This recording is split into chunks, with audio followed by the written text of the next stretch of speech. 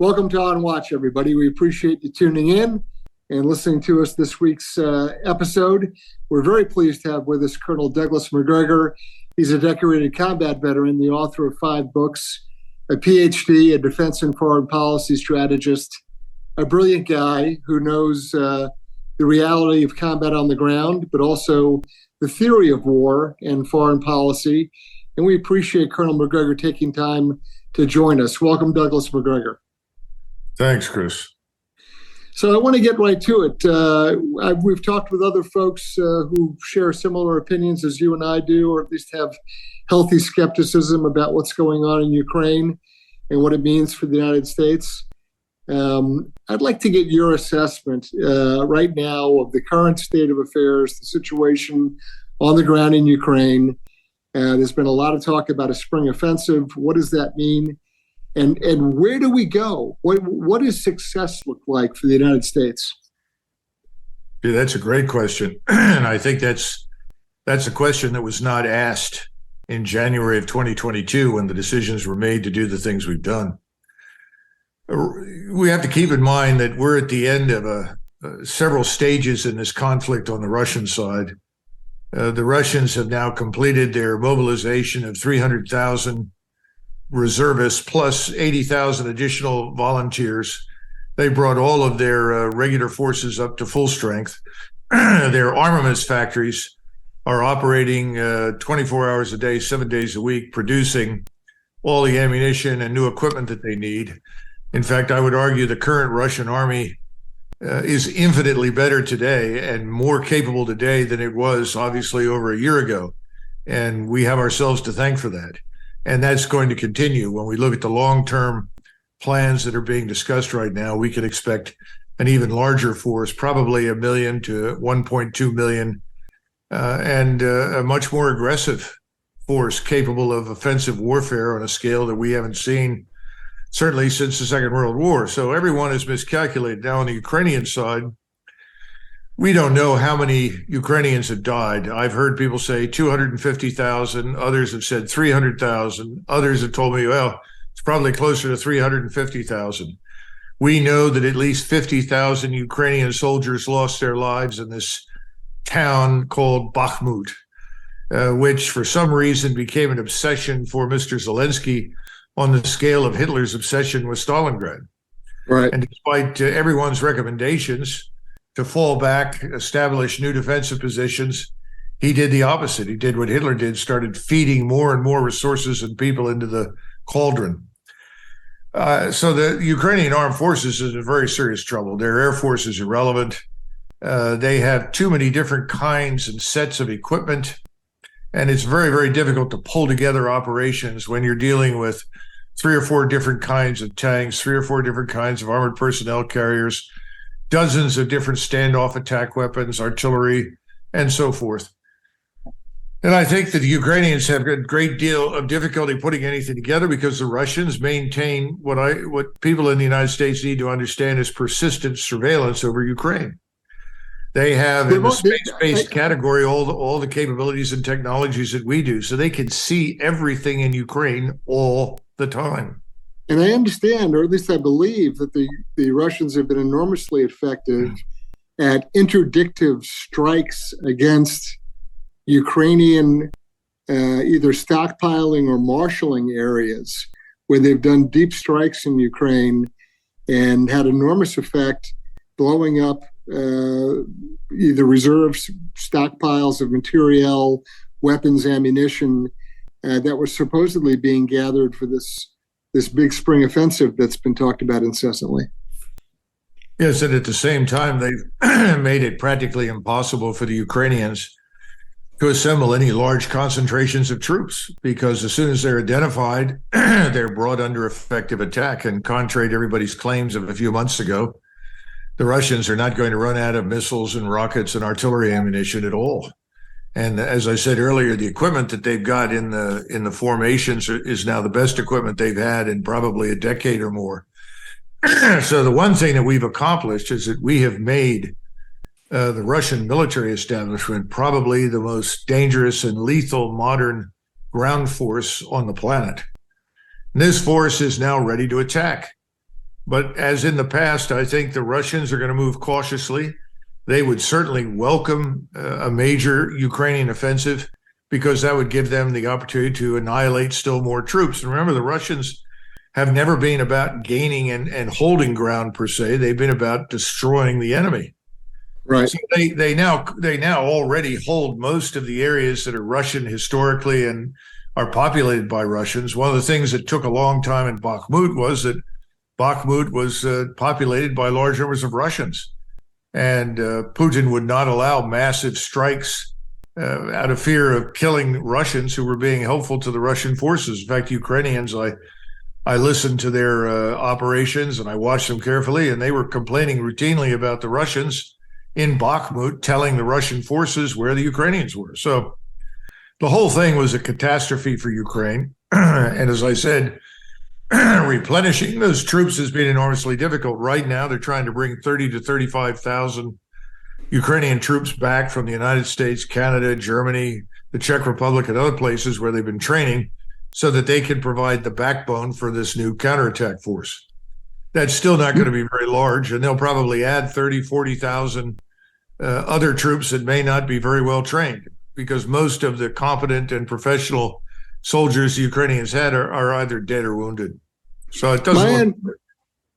My belief is that the average American understanding or sort of depth of knowledge on this subject is woefully inadequate, and that for the most part, they've been given this cartoonishly simplistic Ukraine good, Russia bad explanation that doesn't really kind of round out the picture in an accurate way. And we're $150 billion into this war, and there's no end in sight, according to our illustrious president, who a little over a year ago said, if we give them tanks, it'll be World War III. And we've gone ahead and given them tanks, and now we're winking and nudging about F-16s. How do we translate this? Average American happens to stumble upon this podcast and says, "Wait a minute! I thought Ukrainians were the good guys. Russians are, they're Russians. We got to hate them." Mm-hmm. How do we communicate effectively so that the average American kind of snaps out of it and realizes the folly of what we're involved in? Well, as you say, it's very, very difficult, and I'm not sure that we can present to the average American enough information that he or she could take in that would lead them to make more sober judgments. I think what's likely to have a much larger impact is the true economic situation and the financial crisis that looms on the horizon. Americans have been told for years, debt doesn't matter. Forget about it. If you brought up debt and suggested it was an issue, then the quote unquote smart guys in the room would say, "Oh, you don't understand modern economics. Debt doesn't matter." Well, debt does matter, and it's mattering more and more with each passing day. That, I think, Americans can finally understand. And I think as things get worse in that category, along with the destruction of the rule of law in all of our cities, the open borders, where we're admitting millions of people that the left wants very much to replace you and me, and at the same time wants to be sure that they vote in future elections and keep them in power in perpetuity. Once those things begin to sink in, I think you have a very volatile mix here at home. At that point, Americans may say, well, wait a minute, what's the nonsense and why are we still involved? Right. But I think right now, until the Russians move decisively, and I think they will this summer, nobody's going to pay a lot of attention. And the Russians have taken remarkably few casualties. We think they may have had 25, 30,000 killed, maybe the same number, a little bit more wounded. And over that period of time, that's very modest for a nation of over, 120, 130, or 140 million people. It has not been bad for them, and their economy has not suffered. Their economy is actually in very good shape, and they're about to hold a meeting in Petersburg with 84 countries from around the world to talk about moving their currency, along with China and India and almost everybody else outside of Europe, into a gold-backed currency standard. So the situation for us grows perilously problematic with each passing day, but Americans don't know it. But they'll eventually get an education. In the meantime, I think the Russians are going to wait and see if the Ukrainians are going to do anything. And I think the Ukrainians will, but I don't think it's not going to be good.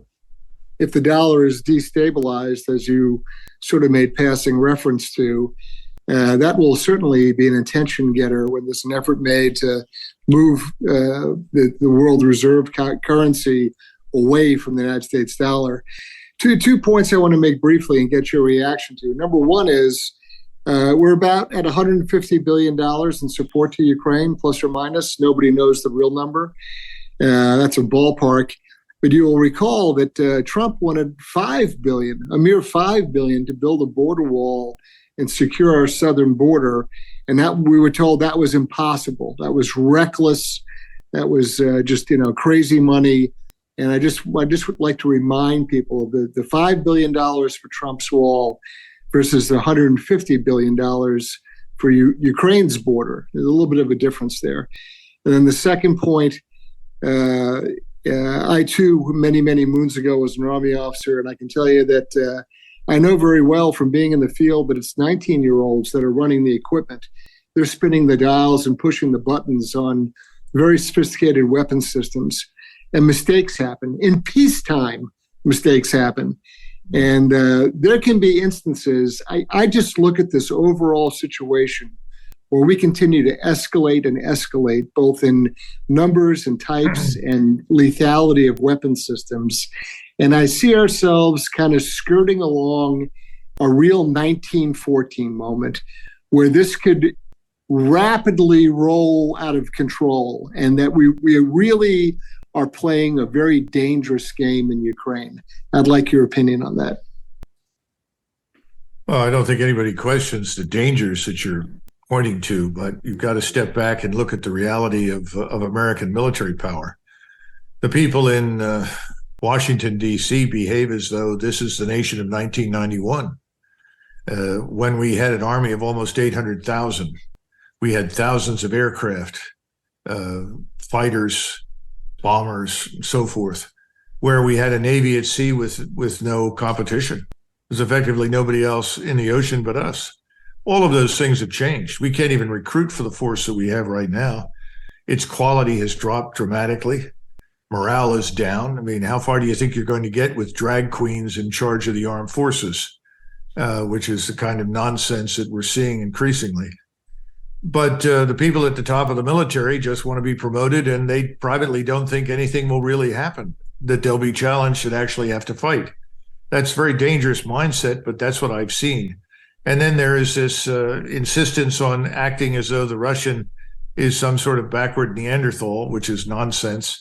In fact, I think the Russian soldiers today are much better than they were when I saw them on active duty in the 70s and 80s. Certainly better than they were during the Second War. This is a very different Russia today. They're thinking soldiers, and they're well educated, and they're doing a good job. So everything is going to turn on what the Russians do next. And I think given this meeting in Vilnius and given the Petersburg summit, there will be a desire to demonstrate conclusively, I would think, that the Russians are in charge. And indeed they are. They are the dominant force in this war, not Ukraine. Ukraine is on the ropes. So I think that's going to change things. And all we can do is hope that more sober-minded people will recognize the futility of continuing this and put an end to it. But thus far, we haven't seen any evidence for it. We may see it happen first in Europe, though, Chris. There, things are really bad. Cheap energy is the lifeblood of civilizations and certainly vital to our scientific industrial societies and production. We've screwed ourselves ultimately on energy here at home. So have the Europeans, but they went even further than we have. And I think the conditions in Germany are bad, are going to get a lot worse. The thing is also the case in France and other countries. So I would look to Paris and Berlin and see if there's real change in the offing there. If there is, then there's a chance that this could end with some sort of settlement, because everybody knows the Russians are not going to abandon what they have. They're probably going to expand it this summer into both Odessa and Kharkov, both of which are historically Russian cities and which the Russians want to control again. Colonel Douglas Macgregor, we appreciate your time. You have incredible insight. It's powerful. You're articulate. You give clear examples